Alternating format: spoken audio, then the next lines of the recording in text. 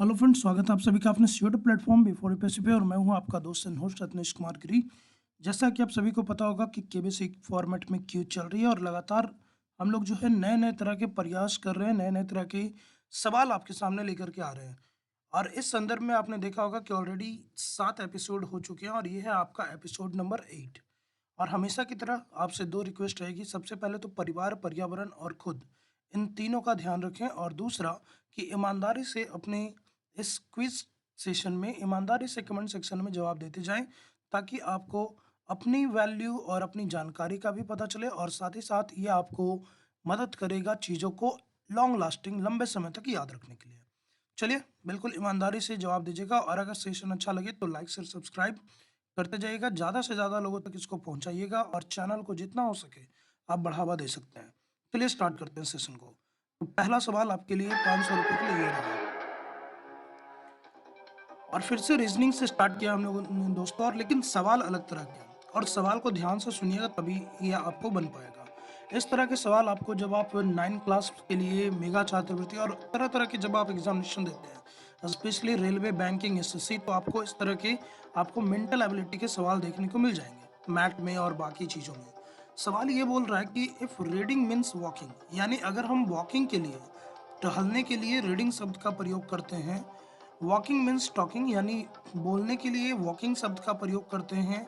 और running, talking means running, यानी दौड़ने के लिए बोलने का प्रयोग करते हैं। फिर से सुनिएगा, अगर हम चलने के लिए, टहलने के लिए पढ़ना शब्द, रीडिंग शब्द का इस्तेमाल करते हैं, अगर हम बोलने के लिए वॉकिंग शब्द का इस्तेमाल करते हैं और दौड़ने के लिए अगर हम बोलने शब्द का इस्तेमाल करते हैं, तो बोल रहा है कि what do we share with friend, हम लोग अपने दोस्त के साथ जो शेयर करते हैं उसको क्या बोलते हैं। ऑप्शन है आपका वॉकिंग, दूसरा ऑप्शन है रीडिंग, तीसरा ऑप्शन है टॉकिंग और चौथा ऑप्शन है रनिंग। ध्यान से समझिएगा, ये आपका कोडिंग डिकोडिंग वाला सवाल होता है कि हर चीज़ के लिए कोड है। तो फिर से समझिएगा कि अगर आपका रीडिंग यूज़ हो रहा है किसके लिए, वॉकिंग के लिए। अगर आपका वॉकिंग यूज़ हो रहा है किसके लिए, टॉकिंग के लिए, बोलने के लिए। और अगर टॉकिंग यूज हो रहा है किसके लिए, दौड़ने के लिए। तो बोल रहा है कि what do we share with friend, हम लोग अपने दोस्त के साथ क्या शेयर करते हैं। वॉकिंग, रीडिंग, टॉकिंग, रनिंग, ये आपका कोड है। चलिए जल्दी से जवाब देते जाइएगा। इस तरह के सवाल आपको देखने को मिल जाते हैं, इसीलिए मैं आपके लिए इस तरह के सवाल लेकर के आया हूँ। मैं थोड़ा समय भी दे रहा हूँ आपको सोचने के लिए और समय को समाप्त करता हूँ दोस्तों, और आंसर की तरफ बढ़ते हैं। और आंसर देखिएगा, कमेंट सेक्शन में जवाब देते जाइएगा और साथ ही साथ चैनल को लाइक शेयर करते चलना है। चलिए आंसर की तरफ बढ़ते हैं। तो आंसर देखिए आपका आएगा यहाँ पर, वो है वॉकिंग। अब बोलोगे सर कि वॉकिंग कैसे होगा, तो देखिए वॉकिंग जो वर्ड है वो किसके लिए यूज़ हो रहा है, टॉकिंग के लिए। तो हम लोग अपने दोस्त के साथ जब भी कुछ शेयर करते हैं, कुछ बोलते हैं, कुछ उसको बताते हैं, तो उसको, उसका मतलब क्या हो गया, हम लोग उससे बोलते हैं। और बोलने के लिए हमने कौन सा शब्द इस्तेमाल किया है, कोड में वॉकिंग शब्द इस्तेमाल हुआ है। इसीलिए आपका जो यहाँ पर सही जवाब होगा वो होगा वॉकिंग। सवाल थोड़ा सा अटपटा है, लेकिन इस तरह के सवाल आपके मेंटल एबिलिटी को टेस्ट करने के लिए पूछ लिए जाते हैं। तो ये आपको एक बार ना सही, आप बार बार जब आप अभ्यास करोगे तो ये बन जाएगा। चलिए, 1000 रुपये के आपके सांकेतिक रुपयों के लिए आपका सवाल है, और सवाल है करंट अफेयर से जुड़ा हुआ। बोलता है कि प्रवासी दिवस, प्रवासी भारतीय दिवस भी इसको बोलते हैं। तो प्रवासी भारतीय दिवस या प्रवासी दिवस किस तारीख को मनाया जाता है। आपके ऑप्शन है 9 जून, 9 दिसंबर, 9 जनवरी, 9 अक्टूबर। प्रवासी दिवस या प्रवासी भारतीय दिवस किस तिथि को मनाया जाता है, 9 जून, 9 दिसंबर, 9 जनवरी, 9 अक्टूबर। जल्दी से जवाब कमेंट सेक्शन में देते जाइएगा। आपके जो सही जवाब है दोस्तों, समय को मैं समाप्त कर रहा हूँ, जल्दी से कमेंट में जवाब दीजिएगा। और इसका सही जवाब होगा दोस्तों, वो है आपका 9 जनवरी। 9 जनवरी 1915। ये तिथि आपका इम्पोर्टेंट है, क्योंकि इस दिन भारत के जो राष्ट्रपिता महात्मा गांधी है वो दक्षिण अफ्रीका से भारत वापस लौटे थे। तो चूंकि वो प्रवास, प्रवास मतलब होता है दूसरे क्षेत्रों में जाना, वो प्रवास करके वापस आए थे, इसीलिए हर वर्ष 9 जनवरी को हम लोग प्रवासी भारतीय दिवस मनाते हैं। तो आप जल्दी से बताइएगा कि इस वर्ष जो 9 जनवरी को प्रवासी भारतीय दिवस हुआ, ये कहाँ पे मनाया गया और इसके मुख्य अतिथि कौन थे। चलिए अगले सवाल की तरफ बढ़ते हैं। आपका 2000 के सांकेतिक रूपों के लिए। सेशन अच्छा लगेगा दोस्तों, बिल्कुल नॉलेजेबल भी है। तो दोस्तों के साथ, फैमिली के साथ, फ्रेंड के साथ ज़रूर इसको शेयर कीजिए और इसको नोट भी करते जाइए, क्योंकि ये आपके लिए बहुत हेल्पफुल रहेगा। बोल रहा है कि which of the following ruler were host the fourth Buddhist summit. बोलता है कि 4 बुद्धिस्ट आपकी संगतियाँ हुई हैं, 4 बौद्ध संगतियाँ हुई हैं इतिहास में। तो बोल रहा है कि इनमें से कौन सा वो रूलर है, कौन सा वो शासक है जिसने चौथी और आखिरी बौद्ध संगति आपका प्राचीन काल की जो आखिरी बौद्ध संगति थी उसको किया है। आपके ऑप्शन है कालाशोक, बिंदुसार, कनिष्क और बाहुबली। तो इन चारों में वो कौन से शासक है जिसने जिसके समय में चौथी बौद्ध संगति आपकी हुई थी? कालाशोक, बिंदुसार, कनिष्क, बाहुबली। जल्दी से ऑप्शन दीजिएगा। चलिए समय को समाप्त कर रहा हूँ और आपका सही जवाब होगा दोस्तों, वो है आपका कनिष्क।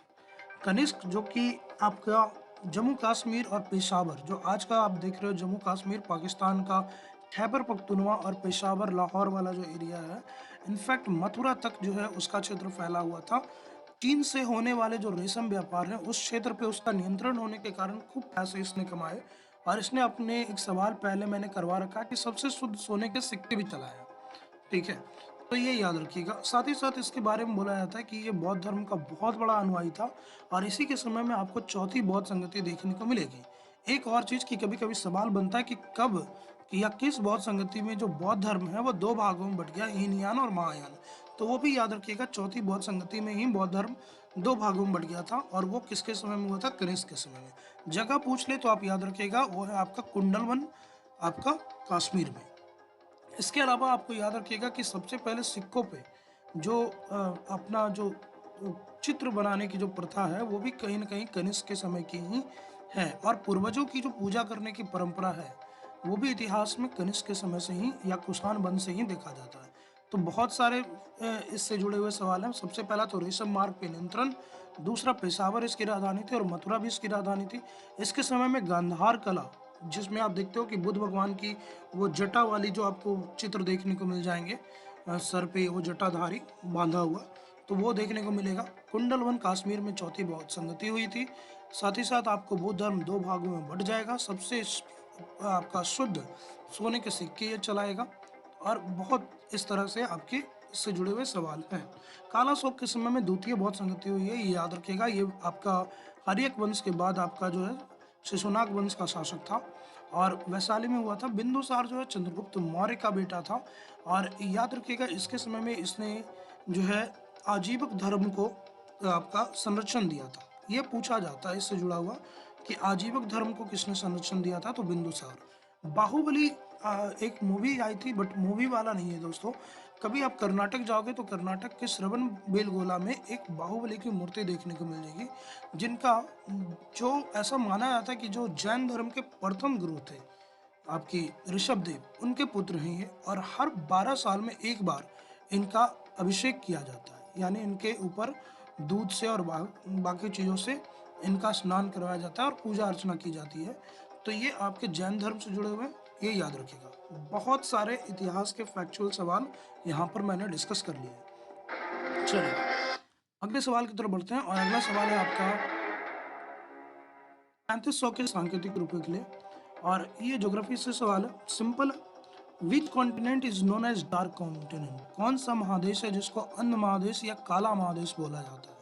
सिंपल और इजी सवाल है कि किस महादेश को काला महादेश और अंध महादेश या अंध महादेश बोला जाता है? आपके ऑप्शन है एशिया, अफ्रीका, यूरोप और नॉर्थ अमेरिका। इन चारों महादेश में एशिया, अफ्रीका, यूरोप और नॉर्थ अमेरिका में कौन सा महादेश है जो डार्क कॉन्टिनेंट यानी अंध महादेश या काला महादेश कहलाता है? ये यहाँ पर गर्मी बहुत ज़्यादा पड़ेगी और संभवतः उसके कारण यहाँ के जो लोगों का स्किन टोन है वो थोड़ा ब्लैकिश है, इस कारण से भी इसको डार्क कॉन्टिनेंट का नाम दिया गया है। जल्दी से जवाब दीजिएगा कमेंट सेक्शन में। आंसर की तरफ बढ़ते हैं, समय को समाप्त कर दिया मैंने और इसका सही जवाब होगा दोस्तों, वो होगा आपका अफ्रीका। अफ्रीका जो इकलौता ऐसा महादेश है, याद रखिएगा इन चीज़ों को, जहाँ से तीनों रेखाएं, कर्क रेखा, विषुवत रेखा और मकर रेखा, ये तीनों की तीनों रेखाएं गुजरती है। इसके कारण सूरज की गर्मी इस महादेश में काफ़ी ज़्यादा पड़ती है, जिसके कारण आप देखोगे कि यहाँ के लगभग लोगों का जो स्किन टोन है वो आपका थोड़ा सा डार्क दिख जाएगा। और इस कारण से इसको डार्क कॉन्टिनेंट और आपका काला महादेश भी बोलते थे। दूसरा एक रीज़न बोला जाता है कि यहाँ पर प्राचीन काल में, जब से आपका साम्राज्यवाद से पहले की बात कर रहे हैं, तो वहाँ पर आप देखोगे कि बहुत घने जंगल पाए जाते थे, जिसके कारण सूरज की रोशनी धरातल तक सही से पहुँचती नहीं थी। इसके कारण भी इसको डार्क कॉन्टिनेंट बोला जाता है। और भी यहाँ पर बहुत सारे खनिज हैं, बहुत सारे आपको विचित्र तरह के और अद्भुत तरह के आपको जीव दिखने को मिल जाएंगे। एशिया दुनिया का सबसे बड़ा महादेश है, याद रखिएगा।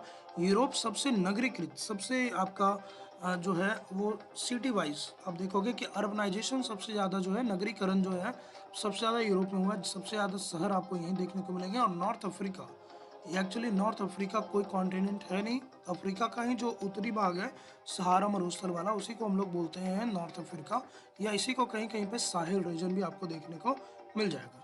फिलहाल डार्क कॉन्टिनेंट आपका अफ्रीका है। चलिए, सेशन अच्छा लग रहा हो दोस्तों तो शेयर जरूर करते जाइएगा, साथ ही साथ अपने दोस्तों को भी इस क्विज के बारे में बताइए ताकि उनको भी थोड़ा फायदा हो सके। चलिए, 5000 के सांकेतिक रुपए के आपका सवाल ये रहा कि नेशनल यूथ डे, आपका राष्ट्रीय युवा दिवस, ये मनाया जाता है, ये सेलिब्रेट किया जाता है। तो बोला जा रहा है कि national youth day is celebrated on which legend birth anniversary. कौन से ऐसे महान महापुरुष है, या कौन से ऐसे महापुरुष हैं जिन्होंने, या जिनके बर्थ एनिवर्सरी को, जिनके जन्म की सालगिरह को, वर्षगांठ को हम लोग राष्ट्रीय युवा दिवस के रूप में मनाते हैं। तो बताना है कि किस महापुरुष के जन्म तिथि की वर्षगांठ को, किस महापुरुष के जन्म दिवस को हम लोग राष्ट्रीय युवा दिवस के रूप में मनाते हैं। आपके ऑप्शन है स्वामी विवेकानंद, स्वामी दयानंद, राजा राम मोहन राय, लाला लाजपत राय। चलिए, जल्दी से जवाब देते जाइएगा कि राष्ट्रीय युवा दिवस किस महापुरुष की तिथि से जुड़ा हुआ है। विवेकानंद, दयानंद, राजा राम मोहन राय, लाला लाजपत राय। चलिए, समय को समाप्त करो दोस्तों और आंसर की तरफ चलते हैं। और इसका सही जवाब होगा स्वामी विवेकानंद। स्वामी विवेकानंद बहुत ही फेमस हैं। इनफैक्ट अगर आप युवा हैं तो आपके लिए एक आदर्श व्यक्तित्व आपको दिख जाएंगे। बहुत सारे जो आपका एजुकेटेड या कुछ विलिंगली जो पर्सन है, जो जिंदगी में कुछ करना चाहते हैं, वो विवेकानंद को बिल्कुल एक आदर्श के रूप में मानते हैं। इनका एक प्रसिद्ध कथन है कि उठो, बढ़ो और तब तक नहीं रुको जब तक आप अपनी मंजिल तक नहीं पहुंच जाए। और इन्होंने जो है काफ़ी युवाओं में काफ़ी जो है आपका एक जोश भरा है। इन्होंने हिंदू धर्म को एक नए सिरे से प्रतिपादित भी किया था और 1893 के शिकागो सम्मेलन में भी भाग लिया था। तो ये याद रखिएगा, ये सारा चीज़ जुड़ा हुआ है। साथ ही साथ ये रामकृष्ण परमहंस के आपके शिष्य थे, तो उनके याद में इन्होंने रामकृष्ण मिशन की भी स्थापना की है। और साथ ही साथ इनका बचपन का नाम पूछ लिया जाता है तो याद रखिएगा, इनका बचपन का नाम था नरेंद्र दत्त। तो ये सारा इनसे जुड़ा हुआ है। दयानंद की बात करें तो ये भी काफ़ी प्रसिद्ध समाज सुधारक हैं। इन्होंने वेदों की सत्यता को लोगों तक पहुंचाने का काम किया कि वेद जो है वास्तव में सही है। बाद में लोगों ने वेद को खराब किया तो वेद की ओर लौटो। इनका एक प्रसिद्ध नारा भी है, वेदों की ओर लौटो। इन्होंने जो है आर्य समाज की स्थापना भी की थी। और आज के टाइम में आप देखोगे जो डीएवी है, दयानंद एंग्लो वैदिक, ये कहीं ना कहीं इनसे ही इंस्पायर है। तो याद रखिएगा, राजा राम मोहन राय को भारतीय पुनर्जागरण का जनक माना जाता है। सती प्रथा को बंद करवाने में इनका बहुत बड़ा रोल था। साथ ही साथ इन्होंने वेदांत सोसाइटी आपकी और भी इस तरह से बहुत चीज़ों की शुरुआत की है इन्होंने, ठीक है। और इनकी मृत्यु याद रखिएगा, इनकी मृत्यु लंदन में हो जाती है। लाला लाजपत राय बहुत ही एक फेमस आपके ट्रेड यूनियन के लीडर हैं, मजदूरों के नेता हैं और पंजाब का शेर भी इनको कहा जाता था। ये सारा चीज़ याद रखिएगा। चलिए, एक सवाल में बहुत सारे सवाल छिपे हैं, इसलिए मैं बोल रहा हूँ बार बार कि आप चीज़ों को नोट्स करते चलें, आपके लिए बहुत फायदेमंद होगा। चलिए, 10,000 के सांकेतिक रुपये के लिए आपका सवाल है, फिर से वो हिंट वाला सवाल। इससे आपकी दिमाग पे सोचने की क्षमता बढ़ेगी। और कोई एक राज्य है, उस राज्य के बारे में कुछ हिंट दिए गए हैं। पहला बोला जा रहा है कि it is the land of Gandhi, यानी ये जो राज्य है ये गांधी जी से जुड़ा हुआ है। अब चाहे उनकी जन्मभूमि हो, चाहे कर्म भूमि हो, चाहे मृत्यु स्थल हो, कुछ भी हो, बट गांधी जी से जुड़ा हुआ ये जगह है। दूसरा बोल रहा है कि it's share it's border with Arabian sea, और इसकी जो सीमा है वो अरब सागर से लगती है, ठीक है, यानी ये अरब सागर के किनारे है।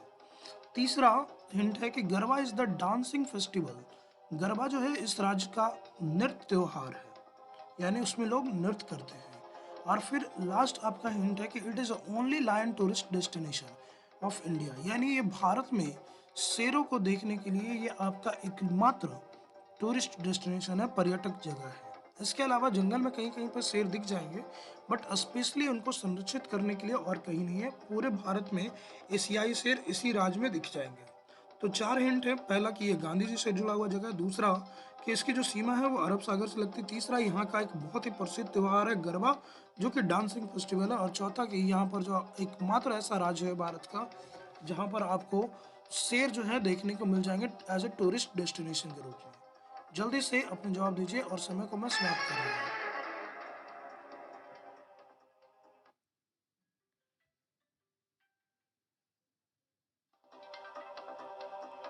आपका सही जवाब होगा दोस्तों गुजरात। गुजरात के बारे में बात की जाए तो यहाँ पर यही आपका सही जवाब है, क्योंकि यहाँ ये गांधी जी की जन्मभूमि है, पोरबंदर नामक जगह, साथ ही साथ अरब सागर से भी ये जुड़ा हुआ है।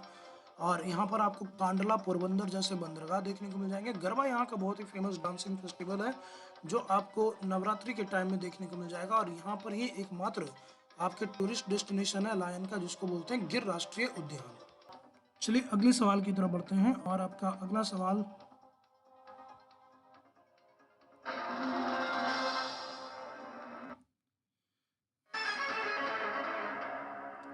जल्दी जल्दी से करेंगे दोस्तों। 15,000 के सांकेतिक रुपए के लिए आपका सवाल है कि रिंग ऑफ फायर यानी आग का घेरा, ये एक ज्वालामुखी क्षेत्र है, वोल्केनिक एरिया है, यहाँ पर बहुत ज़्यादा ज्वालामुखी विस्फोट होता है। तो आपको बताना है कि रिंग ऑफ फायर जो वोल्केनिक एरिया है ये किस महासागर का हिस्सा है। आपका ऑप्शन है इंडियन ओशियन, हिंद महासागर, ऑप्शन बी है आपका पैसिफिक ओशियन, प्रशांत महासागर, ऑप्शन सी है आर्कटिक ओशियन, आर्कटिक महासागर, और ऑप्शन डी है अटलांटिक ओशियन, अटलांटिक महासागर। फिर से सुनिएगा, रिंग ऑफ फायर यानी आग का घेरा या आग का आप गोला बोल लो, ये एक ज्वालामुखी क्षेत्र है, किस महासागर में ये क्षेत्र आपको देखने को मिल जाएगा। बहुत ही फेमस है, बोलता है कि दुनिया का लगभग 60% ज्वालामुखी जो है इसी क्षेत्र में फटता है। जल्दी से आप अपने जवाब दीजिएगा, हिंद महासागर, प्रशांत महासागर, आर्कटिक महासागर, अटलांटिक महासागर। चलिए आंसर की तरफ बढ़ते हैं, और आपका सही जवाब होगा दोस्तों वो है आपका प्रशांत महासागर। प्रशांत महासागर जो कि दुनिया का सबसे बड़ा महासागर भी है। तो यहाँ पर आप जब देखोगे तो यहाँ पर आपको दिख जाएगा रिंग ऑफ फायर यानी आपका आग का घेरा, और ये ज्वालामुखी क्षेत्र जो आपका लगभग इंडोनेशिया से शुरू होता है, और आपको बिल्कुल इंडोनेशिया, जापान होते हुए, अलास्का होते हुए आपको ये उत्तरी अमेरिका के पश्चिमी हिस्से पर देखने को मिल जाएगा, ये सारा चीज़ें। चलिए अगले सवाल की तरफ बढ़ते हैं, और अगला सवाल आपका फिर से ज्योग्राफी का और भारत से ही है जुड़ा हुआ, 25,000 के सांकेतिक रुपए के लिए। सवाल ये है आपका कि हीराकुंड डैम, हीराकुंड एक बांध है भारत का, संभवतः भारत का सबसे बड़ा बांध है, और आपको बताना है कि हीराकुंड बांध जो है वो आपके किस नदी पे है। ऑप्शन ए है महानदी, ऑप्शन बी है महानंदा, ऑप्शन सी है माही, और ऑप्शन डी है मांडवी। इन चारों में वो कौन सी नदी है जहां पर आप जिस पर आपको ये हीराकुंड डैम, हीराकुंड बांध देखने को मिल जाएगा। महानदी, महानंदा, माही और मांडवी, चारों हमने म से ही दिया है, ठीक है। महानदी, महानंदा, माही और मांडवी, इन चारों में किस नदी पे हीराकुंड डैम है। भारत का सबसे बड़ा डैम है दोस्तों। चलिए समय को समाप्त करता हूँ और आंसर की तरफ बढ़ते हैं, और आपका सही जवाब होगा दोस्तों वो है आपका महानदी। महानदी जो कि आपका छत्तीसगढ़ से निकल करके आपको उड़ीसा वाले क्षेत्र में देखने को मिल जाएगी। छत्तीसगढ़ उड़ीसा में बहती है, और इसी नदी पे आपको आपकी देखने को मिल जाएगा हीराकुंड डैम, जो कि आपका भारत का सबसे बड़ा डैम है और एशिया का दूसरा सबसे बड़ा डैम है। अब जल्दी से कमेंट सेक्शन में आप ये बताइएगा कि दुनिया का सबसे बड़ा डैम कौन सा है। जरा खुद से मेहनत करें और जल्दी से बताएं। इसके अलावा एक्स्ट्रा क्वेश्चन में कि दुनिया का सबसे बड़ा डैम आपका बांध कौन सा है। आपको मैं एक पिछले सवाल में एक हिंट दे दूं कि वो जो दुनिया का सबसे बड़ा डैम है वो आपका अफ्रीका महादेश में देखने को मिलेगा। चलिए इतिहास से जुड़ा हुआ सवाल है, और नॉट का सवाल हमेशा की तरह कि विच ऑफ द फॉलोइंग, यहाँ पर सुधार भी कर दिया गया है कि which of following is not correct about स्वदेशी मूवमेंट। स्वदेशी आंदोलन हुआ था दोस्तों, तो बोला जा रहा है कि इसके बारे में कौन सा सही नहीं है। आपके ऑप्शन है इट स्टार्ट इन 1905, यानी ये जो है 1905-1906 में शुरू हुआ। ये आपका पहला कथन है। दूसरा कथन बोला it is a continuing of quit India movement, यानी इससे पहले जो है भारत छोड़ो आंदोलन भी चला था और उसी का ये लगातार मतलब अग्रसरित भाग है, उसी की कंटिन्यूटी है। तो पहला हिंट है कि ये 1905-1906 में हुआ। दूसरा आपका हिंट है कि यह भारत छोड़ो आंदोलन के साथ साथ चलाया गया। और तीसरा कि लाल बाल पाल, लाला लाजपत राय, बाल गंगाधर तिलक और बिपिन चंद्र पाल, इन तीनों को लाल बाल पाल बोला जाता है, ये भी याद रखिएगा। तो बोला जा रहा है कि लाल बाल पाल इन तीनों ने बहुत इंपॉर्टेंट रोल प्ले किया था स्वदेशी आंदोलन में। तो आप बताना है आपको कि इन तीनों में कौन सा सही नहीं है। अगर आपको ये तीनों सही लग रहे हैं फिर आप नन ऑफ दी एबव के साथ जाएंगे। चलिए जल्दी से जवाब दीजिएगा कि स्वदेशी आंदोलन से जुड़ा हुआ कौन सा सही नहीं है। क्या ये 1905-6 में शुरू हुआ? दूसरा कि ये जो है आपका भारत छोड़ो आंदोलन का मतलब कंटिन्यूइंग है, लगातार भाग है, उसी का एक अग्रसरित रूप है। और तीसरा कि लाला लाजपत राय, बाल गंगाधर तिलक और बिपिन चंद्र पाल, इन्होंने बहुत ही इंपॉर्टेंट रोल प्ले किया था। चलिए आंसर की तरफ बढ़ते हैं और इसका सही जवाब होगा दोस्तों वो है आपका कि it is a continuing of quit India movement. ये क्विट इंडिया मूवमेंट के टाइम में नहीं चलाया गया था।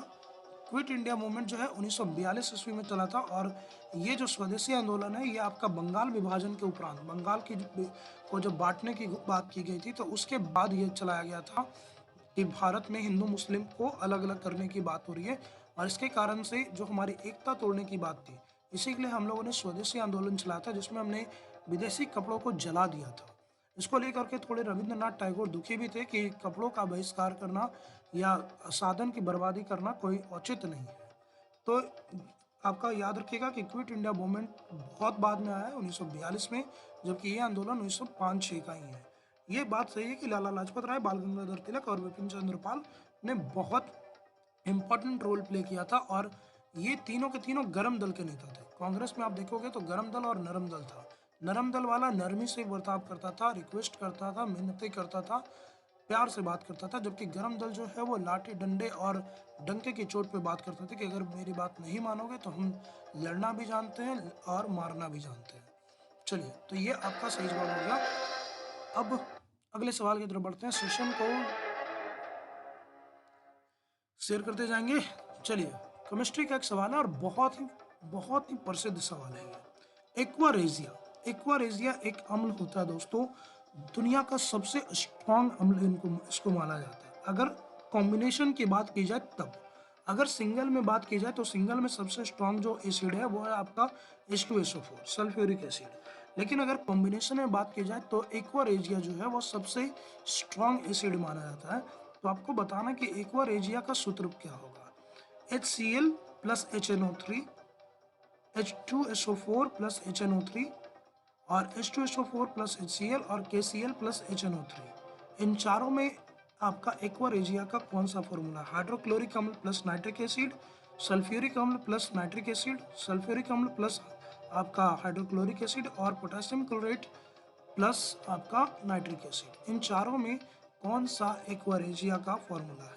साथ ही साथ आप ये भी बता के चलेंगे कि एक्वारेजिया में जो दो हैं, कोई भी दो, उनका अनुपात क्या है। चलिए समय को समाप्त कर रहा हूँ और बहुत ही प्रसिद्ध सवाल है, याद रखिएगा इसको। इसका सही जवाब होगा दोस्तों वो है आपका HCl प्लस HNO3। जो एक्वारेजिया है इसको बनाया जाता है आपका हाइड्रोक्लोरिक और नाइट्रिक एसिड को मिला करके। इसमें जो कॉम्बिनेशन अनुपात होगा दोस्तों वो है आपका 1 भाग होता है हाइड्रोक्लोरिक एसिड का और 3 भाग होता है आपका नाइट्रिक एसिड का। तो कभी कभी आपसे ये भी पूछ लिया जाता है कि बताइए इनका अनुपात क्या होगा। वैसे फॉर्मूला ही ज़्यादातर पूछा जाता है, तो याद रखिएगा कि अगर कॉम्बिनेशन में बात की जाए तो एक्वारेजिया सबसे खतरनाक एसिड है जिसका फॉर्मूला है hydrochloric acid plus nitric acid. और अगर सिंगल में बात की जाए तो आपका सल्फ्यूरिक अम्ल H2SO4 जो है वो सबसे हार्ड माना जाता है, इसको अम्लराज भी बोलते हैं। चलिए अब फिर से आपका अध्यात्म से जुड़ा हुआ एक सवाल है 1 लाख रुपयों के लिए। अब भगवान राम के बारे में तो बहुत चर्चाएं हो रही है, आपको पता भी है कि अभी हमने डिस्कस भी कर लिया, एयरपोर्ट कर लिया, आपका उनकी जन्मभूमि कर ले। अब बात यहाँ पर ये हो रही है कि लॉर्ड राम, भगवान राम जो थे वो किस वंश से बिलोंग करते थे। आपको बताना है कि भगवान राम जो है वो किस के वंशज थे। ठीक है, देखते हो ना कि कोई आपका महाराणा प्रताप का वंशज है, कोई आपके पृथ्वीराज चौहान का वंशज है, कोई आपका अकबर का वंशज है। तो उसी ढंग से भगवान राम जो है वो किनके वंशज थे? आपके ऑप्शन है शाक्य, शाक्य वंश से बिलोंग करते थे। दूसरा है आप क्या ये कुरु वंश से बिलोंग करते थे। तीसरा हर्यक वंश और चौथा है इक्ष्वाकु वंश। भगवान राम इन चारों में किस वंश से संबंधित थे? शाक्य वंश, कुरु वंश, हर्यक वंश और इक्ष्वाकु वंश। जल्दी से अपने जवाब कमेंट सेक्शन में दीजिएगा कि भगवान राम इन चारों में किससे संबंधित आपके हैं? इक्ष्वाकु, कुरु, शाक्य और हर्यक। चलिए आंसर की तरफ बढ़ते हैं और आपका सही जवाब होगा दोस्तों, वो होगा इक्ष्वाकु वंश। इक्ष्वाकु वंश आपका ये मेनली आपको कौशल, प्राचीन जो आप महाजनपद पढ़ते हो तो कौशल जो प्रदेश आपको देखने को मिलेगा, आज का जो आपका अयोध्या, फैजाबाद, इलाहाबाद वाला एरिया है, तो ये आपका कौशल में आता था, जिसकी राजधानी जो थी वो आपकी सॉरी जिसकी राजधानी ये आपके कौशल थी। और इसका मेनली जो वंश था वो था आपका इक्ष्वाकु, और इक्ष्वाकु वंश से ही संबंधित थे। साथ ही साथ आप ये भी याद रखिएगा कि जो आपके महावीर हैं, जैन धर्म के जो 24वें तीर्थकर है, वो भी इसी क्षेत्र और इसी वंश से बिलोंग करते हैं, यानी इक्ष्वाकु वंश से। तो कभी कभी आपसे महावीर के बारे में पूछ लिया जाएगा कि महावीर जो है वो किस वंश से बिलोंग करते हैं, तो ज्ञातक कुल यानी इक्ष्वाकु वंश से ही संबंधित है। शाक्य वंश से आपके भगवान बुद्ध देखने को मिल जाएंगे कि बुद्ध का जो संबंध है वो शाक्य वंश से है। कुरु, ये मेनली जो पांडव और कौरव थे वो कुरु वंश से संबंधित थे। और जो हर्यक वंश है इससे मेनली आपका अजात शत्रु और बिंबिसार देखने को मिल जाएगा। तो भगवान राम इक्ष्वाकु वंश के वंशज थे।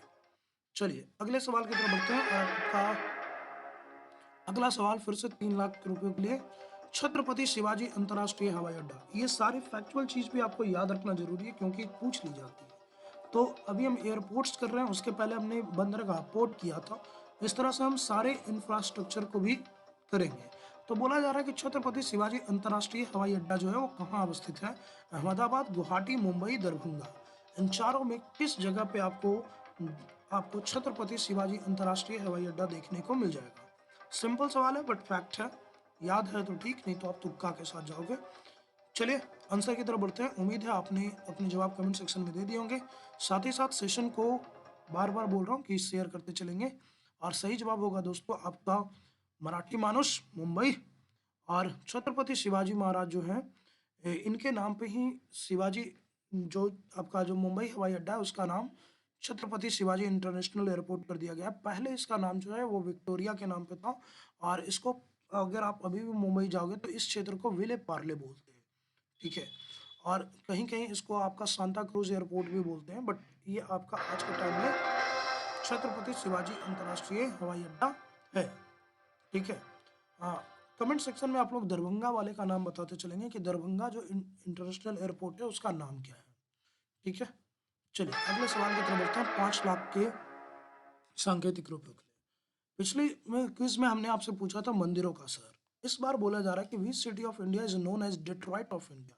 डेट्रॉइट अमेरिका का एक शहर है दोस्तों, जो वाहन निर्माण, गाड़ियों के निर्माण के लिए बहुत ही प्रसिद्ध है, बहुत ज़्यादा।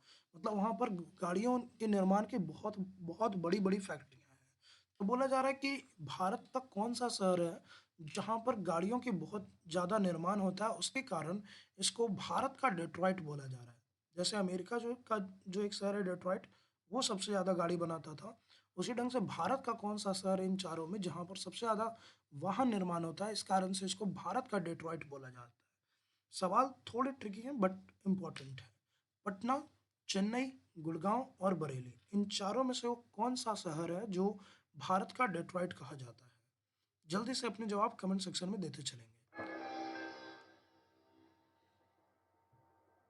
भारत का डेट्रॉइट, वाहन निर्माण, सबसे ज़्यादा गाड़ियों का निर्माण होगा। हिंट के लिए मैं बता दूं कि जो भारत की सबसे बड़ी 4 पहिया वाहन निर्माता कंपनी है सुजुकी, सुजुकी की एक बहुत बड़ी कंपनी यहाँ पर आपको देखने को मिल जाएगी। साथ ही साथ जो हीरो है, जो आपका भारत का सबसे बड़ा 2 व्हीलर ब्रांड है, उसकी भी जो सबसे बड़ी फैक्ट्री है वो आपको इसी क्षेत्र में देखने को मिल जाएगी। यानी बहुत ज़्यादा गाड़ियों का निर्माण होता है। चलिए समय को समाप्त कर रहे हैं और आंसर की तरफ बढ़ते हैं। आपका सही जवाब होगा दोस्तों, वो है आपका गुड़गांव। गुड़गांव जो है यहाँ पर सबसे ज़्यादा वाहन निर्माण होता है, इसलिए इसको भारत का डेट्रॉइट बोलते हैं। जबकि चेन्नई जो है यहाँ पर छोटे-मोटे सामान सबसे ज़्यादा मात्रा में होते हैं, इसीलिए याद रखिएगा ये चीज़ भी। साथ ही साथ पटना जो है, पटना में उस तरह के कुछ खास तरह के उद्योग हैं नहीं, हालाँकि अब फतुहा वाले क्षेत्र को औद्योगिक क्षेत्र के रूप में विकसित किया जा रहा है। और बरेली की अगर बात करें तो बरेली आपका मेनली जो आपकी भारत की आपका जो ऑर्डिनेंस फैक्ट्री है, बारूद आयुध निर्माण क्षेत्र, उसके लिए प्रसिद्ध है। और यहाँ पर ही आपको भारत की जो फ़ेमस बंदूकें हैं, वो आपको देखने को मिल जाएँगी, चाहे इंसास हो, चाहे AK-203 हो, ये उसका निर्माण किया जाता है रूस के सहयोग से। चलिए, सेकंड लास्ट सवाल की तरफ बढ़ते हैं और आपका सेकंड लास्ट सवाल है आज का कि फिर से फिजिक्स का सवाल है और इसको भी कंप्लीट करेंगे कि what is the SI unit of time. समय को तो हम लोग मापते हैं दोस्तों, सेकंड में भी मापते हैं, घंटे में भी मापते हैं, मिनट में भी मापते हैं और वीक में भी मापा जाता है समय को। बट बोला जा रहा है कि जो उसका एसआई यूनिट है, standard international system international unit जो है, SI unit system the international unit, तो समय का एसआई मात्रक क्या है? सेकंड, आवर, मिनट, वीक, इन चारों में समय का एसआई मात्रक बताएं जल्दी से कमेंट सेक्शन में। चलिए, उम्मीद है आपने अपने जवाब दे दिए होंगे। अब आंसर की तरफ बढ़ते हैं दोस्तों और इसका सही जवाब होगा आपका सेकंड। सेकंड जो है आपका वो सही जवाब होगा कि समय का एसआई मात्रक जो है वो सेकंड है। और सबसे बड़ा मात्रक जो है आप यहाँ पर बता सकते हैं कि समय का सबसे बड़ा मात्रक कौन सा है। चलिए, अब आखिरी सवाल की तरफ बढ़ते हैं और 10 लाख के आपके सांकेतिक रुपयों के लिए आखिरी सवाल। पिछली बार आपसे ब्रह्मपुत्र नदी से जुड़ा हुआ एक सवाल पूछ लिया गया था। इस बार भी एक सवाल है, पता नहीं किस नदी से जुड़ा हुआ है। पिछली बार हमने सांगपो पूछा था कि किस नदी को तिब्बत में सांगपो बोलते हैं। इस बार सवाल ये है कि which river is originated from Rakshastal in Tibet. हर नदियां, जो हिमालय की नदियां, किसी न किसी बर्फीले ग्लेशियर के पिघलने से बनती हैं।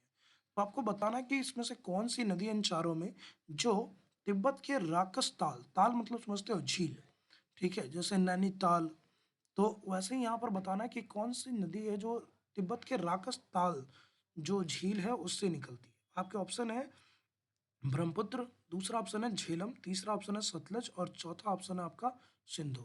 इनमें से कौन सी नदी आपका तिब्बत के राकसताल से निकलती है? जल्दी से आप अपने कमेंट सेक्शन में जवाब दीजिएगा। ये आपका आखिरी सवाल है।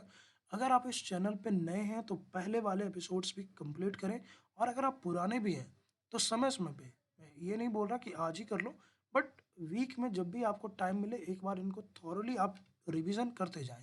साथ ही साथ इस चैनल पे बहुत डिटेलिंग वीडियो भी आपको देखने को मिल जाएंगे, चाहे वो ब्रह्मांड से जुड़ा हो, चाहे आपके जो इम्पोर्टेंट फैक्ट्स हो उससे जुड़ा हुआ हो। तो ऐसे ऐसे सवाल भी आपको देखने को मिल जाएंगे। जल्दी से आप अपने जवाब कमेंट सेक्शन में दीजिएगा। फिलहाल इस आखिरी सवाल का कि कौन सी नदी है जो तिब्बत के राकसताल से निकलती है? ब्रह्मपुत्र, झेलम, सतलज, सिंधु। जल्दी, चलिए आंसर की तरफ बढ़ते हैं और इसका सही जवाब होगा दोस्तों, वो है आपका सतलज। सतलज वो नदी है जो आपका तिब्बत के राकसताल से निकलती है। यहाँ पर एक्चुअली मैंने यहाँ पर इसको कलर अलग नहीं किया है, बट कोई नहीं, आप याद रखिएगा कि ये जो सतलज है ये आपका सही जवाब है कि यही तिब्बत के राकसताल से निकलती है। और ये आपका आज का आखिरी सवाल है। अगर सेशन अच्छा लग रहा हो तो दोस्तों के साथ इसको शेयर कीजिए, सेशन को लाइक करते चलें और साथ ही साथ चैनल पे अगर आप नए हैं दोस्तों तो इसको आप सब्सक्राइब करते जाइएगा। साथ ही साथ पर्यावरण, परिवार, स्वास्थ्य, फिर से मैं बोल रहा हूँ, इन तीनों का ध्यान रखिए। आप नए साल में कुछ नए गुण सीखिए और अपनी मर्यादाओं का उल्लंघन कभी ना करें। Thank you so much. जय हिंद।